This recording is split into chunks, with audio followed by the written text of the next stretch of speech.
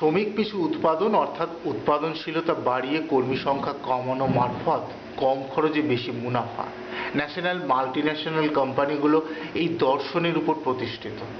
Jamshedpur tata still 1919 থেকে 10 বছরে উৎপাদন বাড়িয়েছে 5 গুণ, কিন্তু কর্মী সংখ্যা নামিয়ে এনেছে প্রায় অর্ধেকে। অনিয়মিত শ্রমিকদের কাজ করতে হয় অল্প মজুরিতে কঠিন শর্তে। স্থায়ী কর্মী সংখ্যা কমিয়ে অনিয়মিত ক্যাজুয়াল লোক দিয়ে অল্প খরচে মাল বানিয়ে নেওয়া কম খরচে বেশি মুনাফার আরেকটি কৌশল। টাটারা জামশেদপুরে আছে 100 বছর, বহু যুগ ধরে উড়িষ্যাতে, অথচ সবচেয়ে দরিদ্র রাজ্যগুলোর সবচেয়ে নিচের 2টি বা 3টির মধ্যে আজও বিহার ও ঝাড়খণ্ড এবং উড়িষ্যার স্থান। টাটাদের যে হুগলি জেলা বা পশ্চিমবাংলার বেকার যুবক যুবতীদের কিছুই দেওয়ার ছিল না, তার প্রমাণ হুগলি জেলার কোনো এমপ্লয়মেন্ট এক্সচেঞ্জে সিঙ্গুরের টাটা কারখানার কর্মখালির বিজ্ঞপ্তি দেওয়া হয়নি।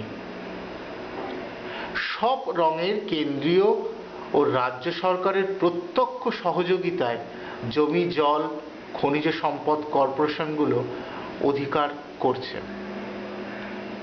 সিঙ্গুরে প্রায় 1000 একর উৎকৃষ্ট চাষের জমি, এর মধ্যে 3 ফসলি জমিও ছিল।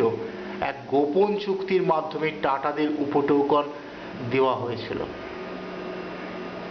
বাজার দরের চেয়ে অনেক কম ভাড়ায় 90 বছরের লিজ, শতকরা 1 ভাগ সুদে সুলভ ঋণ, সেই সুদও 20 বছর পর থেকে দিলেই হবে, এই চুক্তি ছিল।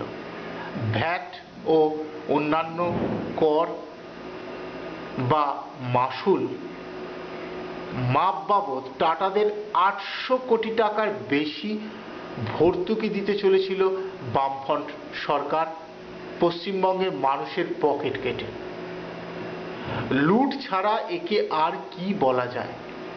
সিঙ্গুরে জমি মালিকরা শুধু ক্ষতিগ্রস্ত হয়নি, জীবিকা চলে গিয়েছিল আরও 10,000 মানুষের, জন্মজুর, ভাগচাষি, ভ্যান চালক, সবজি বিক্রেতার।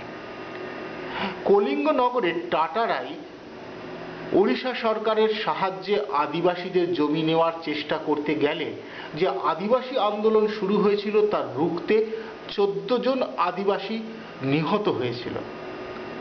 টাটার গুন্ডারা আন্দোলনের নেতাদের শুধু খুন করার হুমকি নয়, একজনকে খুন ও আরেকজনকে গুরুতরভাবে জখমও করেছিল। এক আম্বানি এই কীর্তি চালিয়েছে উত্তরপ্রদেশে, আর এক আম্বানি মহারাষ্ট্রে।